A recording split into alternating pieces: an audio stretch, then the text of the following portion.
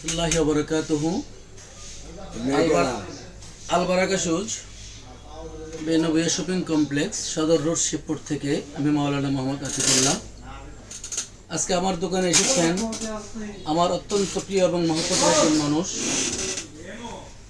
চক্রধর ইউনিয়নের বারবার নির্বাচিত চেয়ারম্যান, সাবেক চেয়ারম্যান মরহুম বীর মুক্তিযুদ্ধ জনাব বেদন বিদ্যা সাহেবের সন্তান এবং বাংলাদেশ জাতীয়তাবাদী স্বেচ্ছাসেবক দলের যুব দলের বিপ্লবী নেতা, সাবেক সদস্য সচিব, আমার অত্যন্ত শ্রদ্ধাভাজন এবং মহব্বতের ভাই জনাব রফিকুল ইসলাম মৃধা সাহেব, যিনি রাজনীতিতে হাঁটি হাঁটি পা করে বড় হয়েছেন এবং এই রাজনীতির মাঠকে চষে বেরিয়েছেন, যার জনপ্রিয়তা শিবপুর উপজেলায় অনেক তুঙ্গে।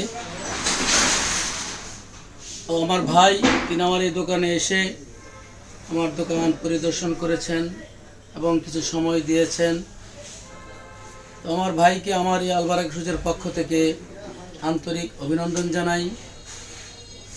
আমার এই ব্যবসা প্রতিষ্ঠানের যাত্রা শুভ হোক, সকলের কাছে এই দোয়া চাই।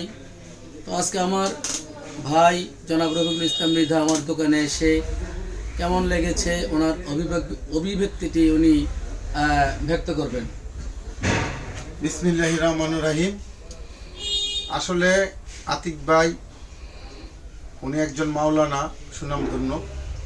উনি যে মাওলানার পাশাপাশি একটি ব্যবসা দিয়েছেন, সেই জন্য আমি আনন্দিত।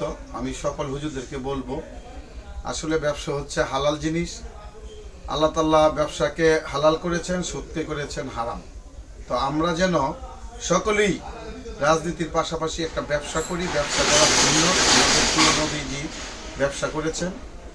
সকলকে আমি আহ্বান জানাবো, আমরা যেন একটা কিছু করি, রাজনীতির পাশাপাশি আমরা যেন ব্যবসা করি।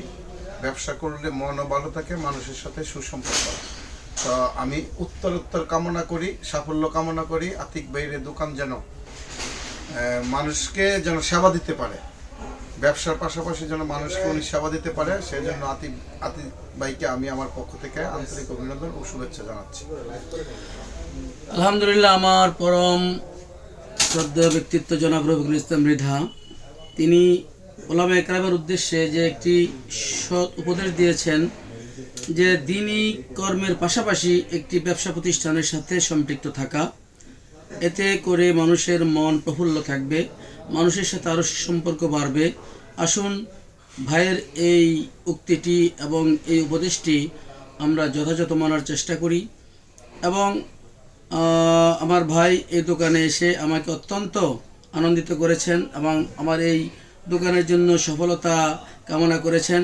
আমি আবারও আমার ভাইয়ের সুস্বাস্থ্য কামনা করি এবং আল বারাকা শুজ এর পক্ষ থেকে আন্তরিক মোবারকবাদ জানাই। আসসালামু আলাইকুম রহমতুল্লাহি ওয়া বারাকাতুহু।